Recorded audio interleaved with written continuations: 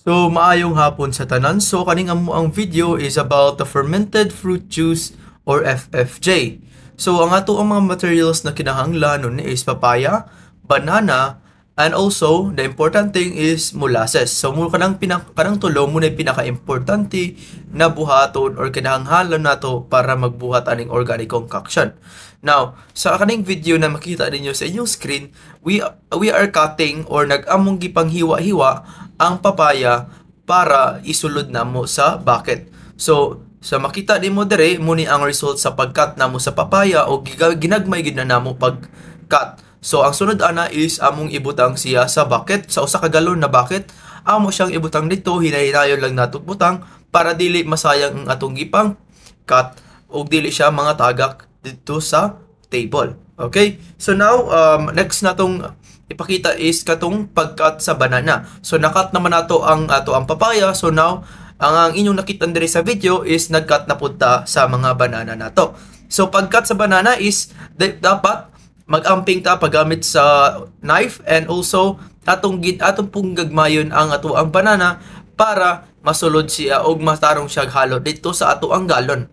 So after nato gikat ang mga banana nato, ato siya ibutang siya sa usa ka galon na bucket.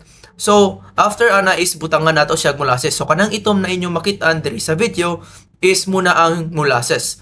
So hinay-hinayon lang nato butang ang molasses ug dapat kaning inyong molasses na nakitaan is 1 kilo ni siya na molasses. So ang ratio niya is 1:1 ratio. So muna ang pinaka-important na hinay-hinayon nimo siya og mix while nagput ka og molasses para matarong gyud siya na or ma-even siya og pagka mix og katanang ng mga fermented fruit juice or mga fruits nimo na nadira sa bucket or sa galon is mas mabutangan yun og molasses. So ang among gigamit pag mix ani is kutsilyo, pero pwede ra pud bisagon sa inyong paggamit para pag mix og dapat hinay-hinayon og sige lang nimo ni constant mixing lang siya para mahalo gyud siya og taman. So makita ninyo diri sa video na ako yung gaginot ang molasses. So now after na mix na ang molasses is butangan na pud ninyo og Manila paper. So kani ang Manila paper is among gitapon sa bucket or sa galon.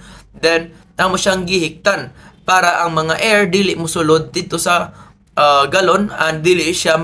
So, there now, ang ato ang makita diri sa video is ang pagbutang og date. So, puni mo ni ang pinaka-importante pod na part sa pagbuhat og organic concoction. So, dapat, para dili ta makalimot, ato ibutang ang date started. So, unsa siya? So, December 21 siya na date started.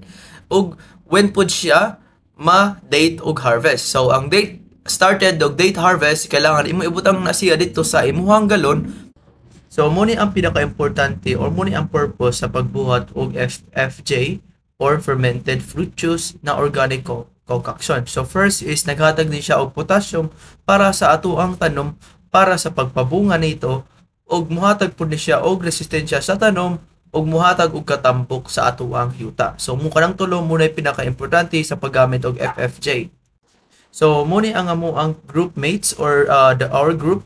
So, muna ang pinakagwapa o pinakagwapo ng mga group mates na ako.